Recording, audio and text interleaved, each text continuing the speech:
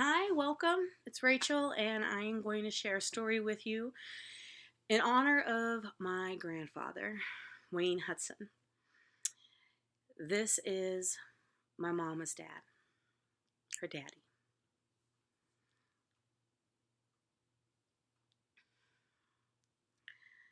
We're all blessed with different teachers in our life. And my grandpa is one of my first and greatest teachers I have ever had. My sister and I, along with my mom, were always called his girls. My mom was his only daughter. He had two boys as well. And there was something special about being known as one of his girls, for Beth and myself always knew how much he adored my mom. Yet we were his girls. And from the very beginning, my grandpa was another dad to us. We lived in Southern California, and my grandparents lived in Modesto, California. And for those of you who are familiar with California, that's up north. So we spent a lot of time up there. When we'd go to visit, we'd stay a couple weeks at a time. And when we were younger, my grandpa's still working, he would come down with my grandmother almost every weekend. He'd drive down on a Friday, stay for church services on Sunday, and then they drive back up Sunday night for him to go to work. That's dedication, and that is love. And that's what makes a good teacher, too, is dedication and love, besides being a good grandfather. So let me tell you a little bit about Wayne before I tell you what I learned from him. So, my grandpa was one of five sons. God bless my great grandmother Leela. Uh, Every time I think of her and I hear my grandfather's stories of what him and his brothers got up to, I swear this woman was a saint, and I am blessed that I knew her in my life. But they lived in Oklahoma, in Joplin, Missouri for a little bit, moving back and forth because it was the Great Depression and times were hard. And it goes to show you too that as a kid you really don't need much. You manage to find things to entertain yourself with and to get in trouble with, because I can tell you some of those stories sometime, um, especially if you are one of five boys, without having much. And they did the whole Oklahoma thing during the Great Depression, which is they eventually came out to California. And they met the whole no Okies here, not welcome here. They were migrant workers. Grandpa said the thing that he hated the most was picking cotton. And later in life, I could see on his hands still the scars from doing so. And he was a strong man. He may not have looked like it, but he was. He was so strong all his life, from working hard, working manual labor. But because of the depression and the kind of lifestyle that they led when he was growing up, he was never able to graduate from high school. Something which bothered him. Although he was one of the most intelligent people I ever knew. But they had to constantly move. By the time he should have been a senior in high school, he was still in the sophomore level because they'd gone to five different high schools. He'd have to start over again. But this was something that was very common for people at that time. So, my grandpa was an honorary old cuss at times. He had a temper, but he's fiercely loyal, funny, and we used to call him our great storyteller. So his classroom, when I was growing up, was always his lap. Now, obviously, I'm not sitting on his lap when I'm in high school because I probably would have killed him. But when we were kids, it seemed like he always made room. If there was 3 grandkids, he managed some geometric sort of angles to make it work, and we would sit on his lap. My grandfather's the one that taught us how to spell Mississippi before anybody else in my school could. And of course, we had to share with them the secret. You know what the secret is? M-I, crooked letter, I, crooked letter I, humpback, I. Those S's are crooked letters. Those P's, the shape looks like a little humpback. I couldn't wait to share this. My sister couldn't wait to share this. My friends thought, you're nuts, but guess what? They knew how to spell it. My grandfather had a way of looking at things in the world differently, creatively, imaginatively. He taught us, and I'm sure many of you already know this, about how to tell how many months there are, or days rather, in a month. Those knuckles, right? January has the most, then you go down. February, March, April, May, June, July. August still has a lot of months. September, October, November, December. Oh, we couldn't wait to show our friends. Woo! Grandpa always had some cool, nifty trick for remembering things that we couldn't wait to share. And that was the kind of practical things that he taught us. And beyond that, my grandfather loved to read. Both him and my grandmother had a library in their house. And he loved nonfiction as much as fiction. In addition to sharing stories about the mischief that he got up to, and about what life was like for him, how he met my grandmother, he loved to tell us the things that he knew about ancient Egypt, about how mummies were made. I had to tell you, I had nightmares about that, about being in a tomb and being prepared. My grandpa didn't care how old I was. This was history. He was the one who showed us that history is a story. It is the story of how all of us come to be.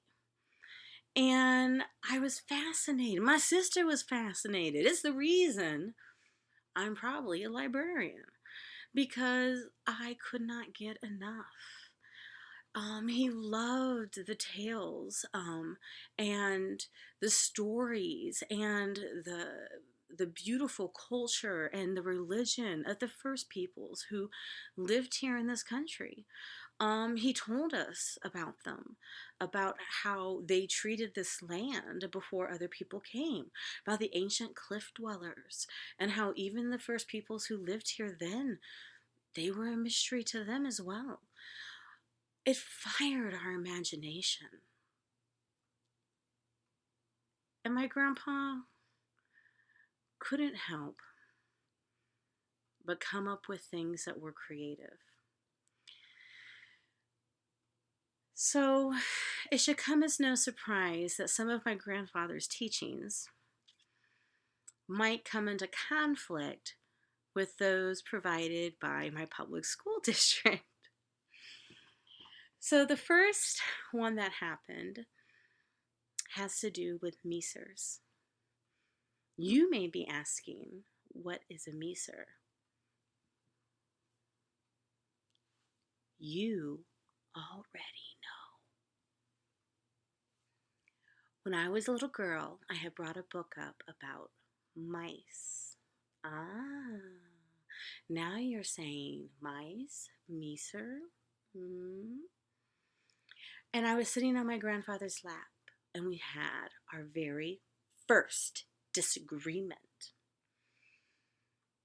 Grandpa called it a meecer, and I said, no, this is a mouse. And he said, baby, this is a meecer.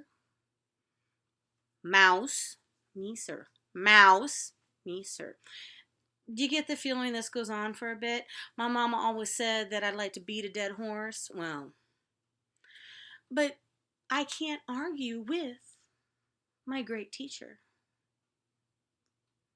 He's right. It's a meecer. We move forward. Meecers are meecers. That's what it is. And so I enter first grade. And for those of you who have children or remember first grade, this is when you start opening up the world of reading. So we're going through it. And I have Miss Jones. Miss Jones is quite lovely. I remember in her class doing lots of wonderful things. In fact, I remember we actually had a little baby chick hatch. Oh, it was exciting. Ooh, that was exciting. I lived in an urban area. I didn't see no baby chicks. This was exciting. So she was very patient, very lovely. Until the day, we discussed anomalies in language, like goose is not gooses, goose is geese. You know where I'm going with this, don't you? You know where I'm going with this. She went with the mouse. She said mouse on the board, mouse. And then she went mice. And I did this. Miss Jones? Yeah, that's meecer. Meecer. And then meecers.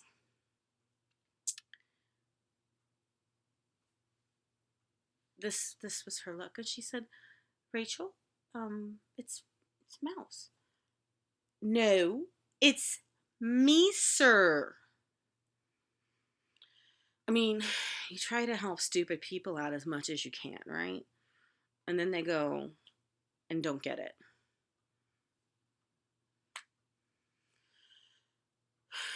And she said, why do you think it's meecer? Now, see, this was a smart question, okay? And I said, because my grandpa says so. It's a meecer. Aha, Miss Jones has clued in now to why her normally obedient student is being a little stubborn. And she said, oh, well, okay. They're also called mice and a mouse. And I said, are you calling my grandpa a liar?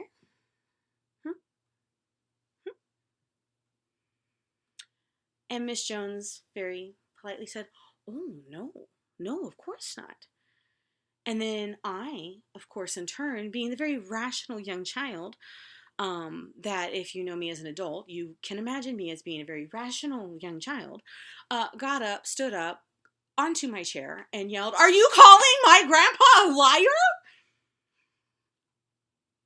I think I was crying. And Miss Jones, who was horrified, called for assistance from the office because I was not calming down. This woman called my grandpa a liar.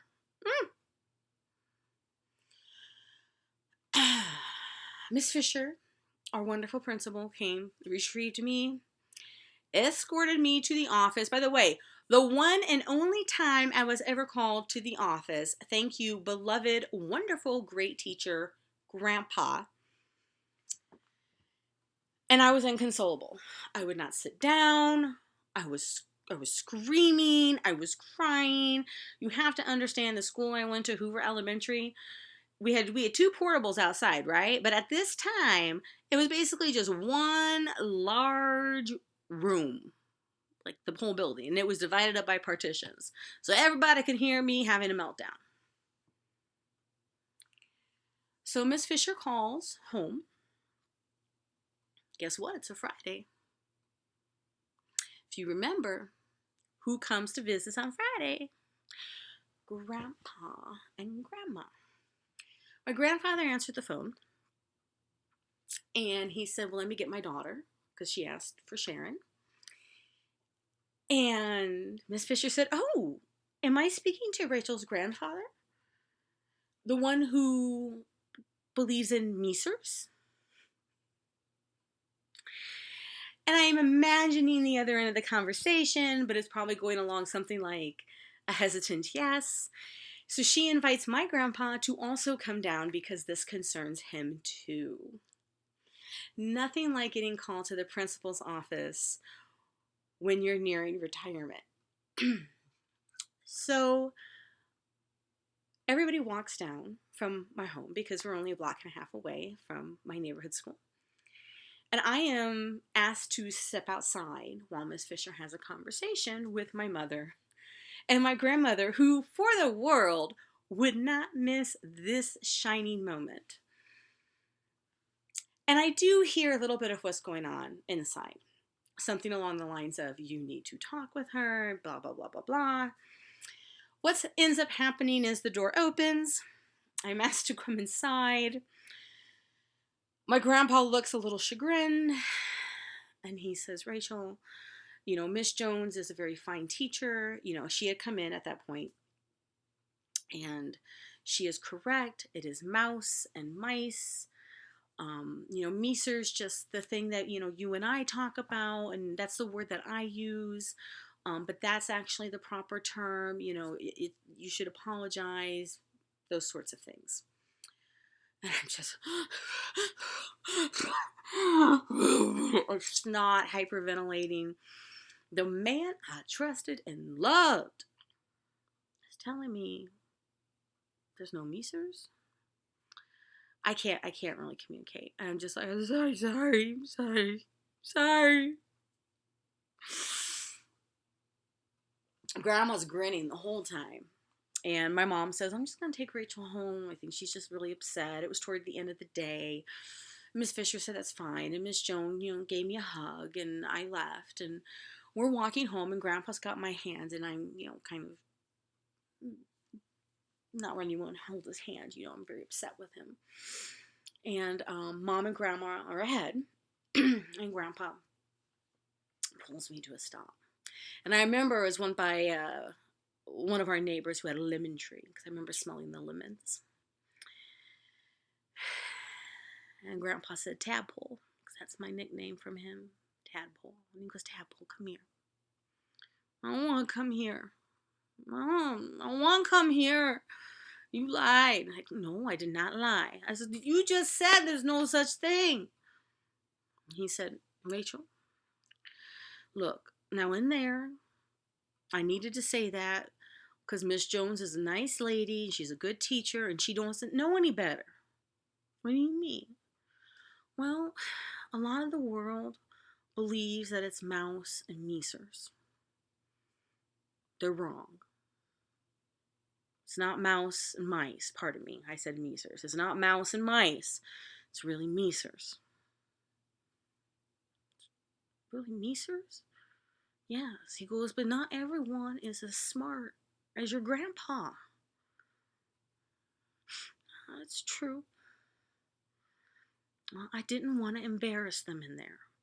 Your principal and your teacher seem like awfully nice folks, and, well, I just didn't want to embarrass them.